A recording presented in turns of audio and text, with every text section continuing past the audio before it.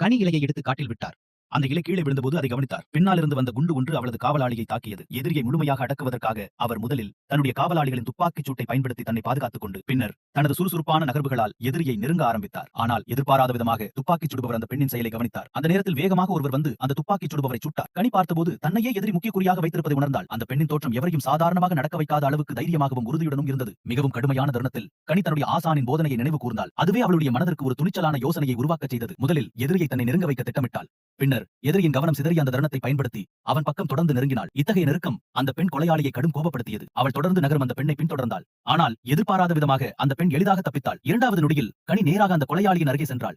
அந்த நேரத்தில் பெண் கொலையாளி சிரித்தவாறு துப்பாக்கியை அவள் மீது சுட்டார். ஆனால் அதிர்ச்சியாக கடைசி நொடியில் அந்த பெண் குண்டுகளை தவிர்க்கும் வகையில் மறைந்து விட்டாள். வெகு துல்லியமான ஒரு ஸ்லைடு நகர்வில் கனி அந்த கொலையாளியின் பக்கம் வந்தாள். பிறகு